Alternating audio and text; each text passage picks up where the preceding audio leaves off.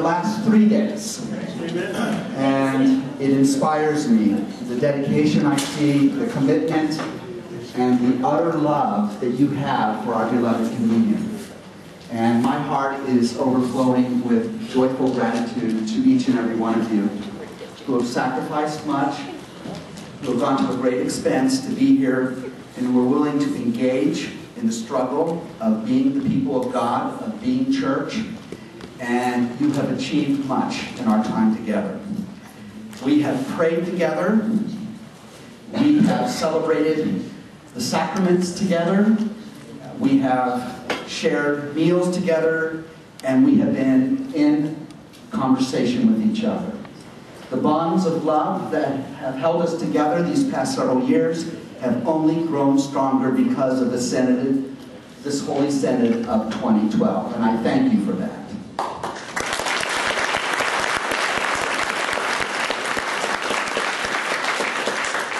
So we have a little bit of business to do because we have to recognize what you have achieved in your respective houses, which I am only too happy to do. But before we do that, let us sing that song that we've been singing, kind of our theme song, by default. We belong to you, O Lord of our longing. We belong to you. In our daily living, dying and rising, we belong to you. We belong to you, O Lord of our longing. We belong to you. In our daily living, dying and rising, we belong to you. We belong to you. Amen. Thank you. At this point, I would like to call forth the president of the House of Pastors, Father Frank Krebs, and is it the president? Chair.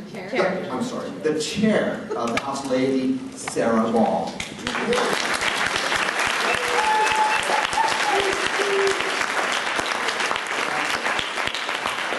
I understand you have some legislation Yes, we to do. present to me. Yes. I presume everyone's heard it, but perhaps not. Does it need to be read, or should we just... I don't know what the... Do you know what you're voting for? Yes!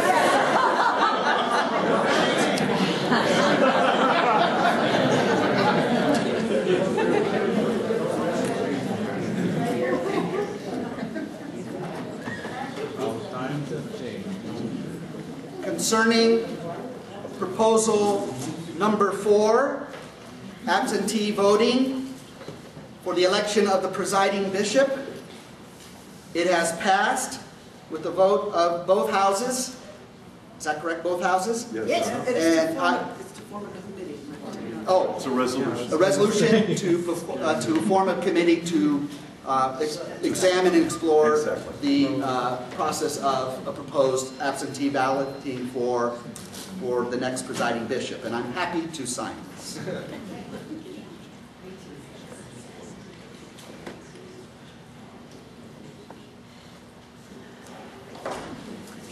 Thank you very much.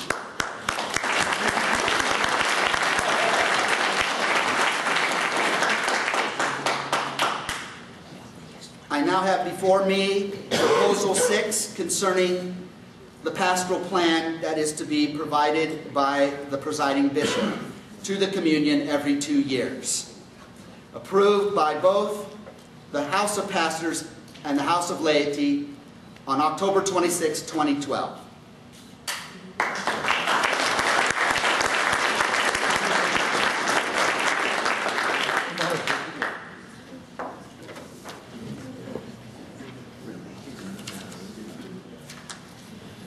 I have before me proposal 8, ownership of property. And you know what that is, I don't need to read it. And it's been approved by both the House of Pastors and by the House of Laity, and I am pleased to sign that.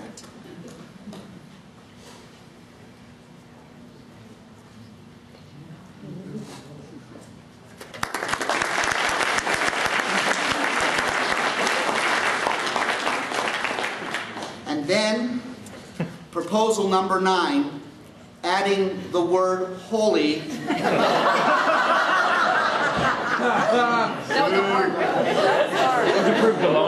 to the 4 marks of the church. Wait a minute, how much more work is this going to make for the webmaster?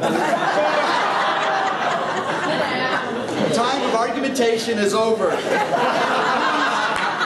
I am pleased to sign this as it has been approved, passed by both the House of Pastors and the House of Laity. And the Council of Nicaea. And the Council of Nicaea.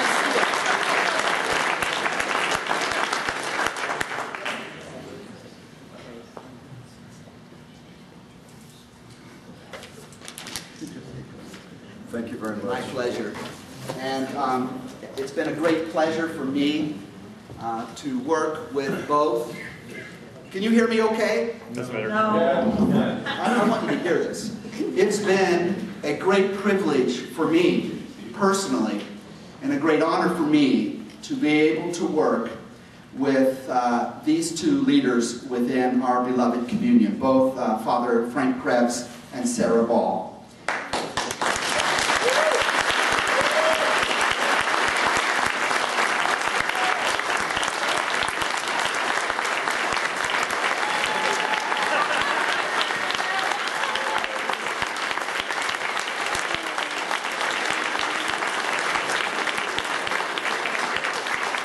I have been inspired by their efforts, their dedication, and the enormous sacrifices they have made to serve this beloved communion, to embrace this vision that we have of our beloved communion, and to be co-workers with me and the other members of our communion, and to run this race together. It's been really a wonderful experience. And I've learned so much from both of you. I met Father Frank Krebs in 2004 when he came up to Estes Park in the Rocky Mountains when the ECC was having one of its early retreat meetings. And I remember when I was in the cafeteria and Frank Krebs approached me and called me over to his table and said, "Could we have a conversation?" And look what happened. And I blessed that day. And all the work that you have done for us, Frank, is deeply appreciated by all of us. Thank you so much.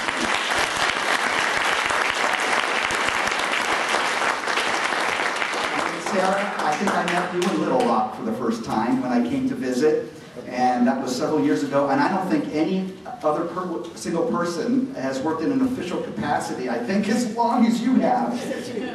Except me. Okay. I think she was elected to serve the House of Laity, and has done so very effectively in the last 5 years. That's a long time to serve, and I am very grateful to you, and I have to say it has been a pleasure to work with you, and I have learned so much from what you have brought to us. Thank you ever so much.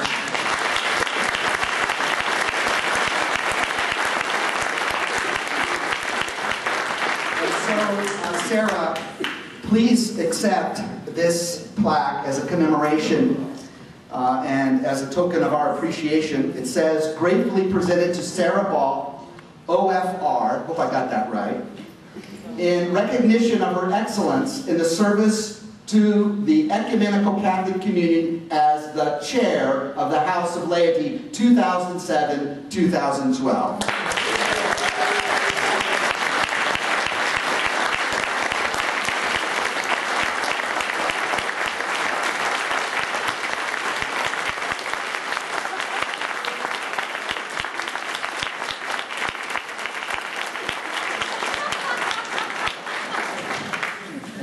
And also, Frank,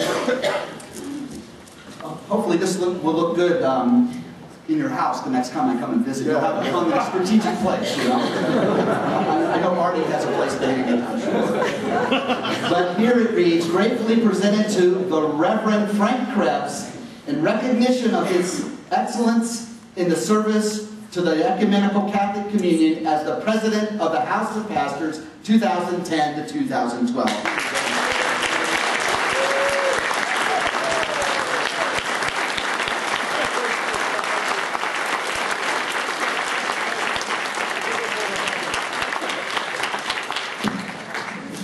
Is there someone going to present the newly elected officers for me to recognize? You have elected an officer for the House of Laity. Who would that be? I would say probably. Your job's not, you know, it's not quite done. One more thing to do. I just thought I was done. This is your last official act. No, with absolute gratitude for not running off to the hills, even though you had a couple of chances. Carla Altapeter, where are you? She's right there.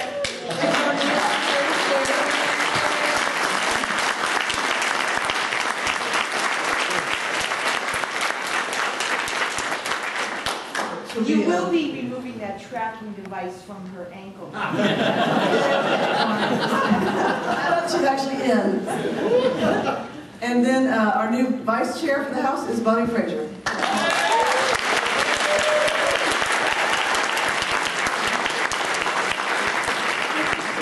And now I call upon Frank Krebs to introduce the newly elected officers of the House of Pastors. Thank you, Bishop Peter. Elected President of the House of Pastors is Keta Keogh.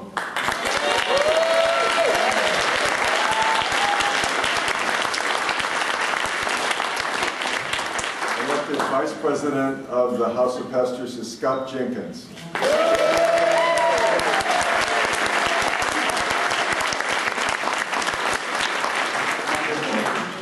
I think you have chosen well, and I look forward to working and collaborating with these new officers that you have elected, who will serve you well in the next 2 years.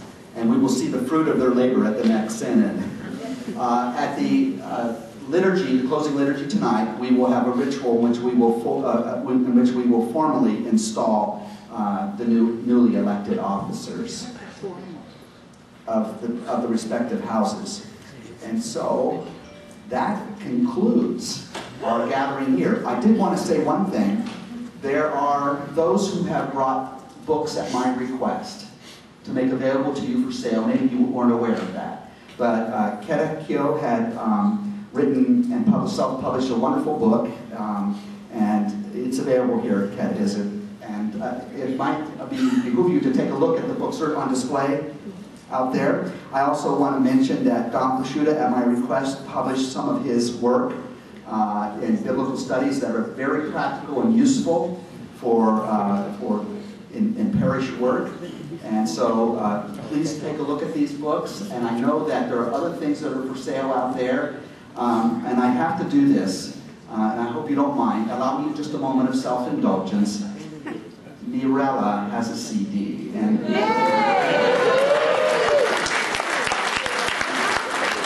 I can assure you that you will not regret. I have it, it's excellent. Where's my other plant? Okay. You will not regret buying it, and it will bring me much pleasure to know that you have one of her CDs in your possession. Other than that, my brothers and sisters, let us go with the peace of God and enjoy our supper and free time together. And I'll see you back here for the Mass at 8 o'clock. Oh, we have an announcement from Mary Talia. I've had some questions about whether there'll be evaluation of the synod together, and of course, but it will be in email afterwards. So watch your email boxes, and you'll have an opportunity to give us all kinds of feedback and to help the folks next time. This is the moment now when we do clear the room totally, because and everything that you have on the tables, because this is when they come in now to set up our dinner. Thank you.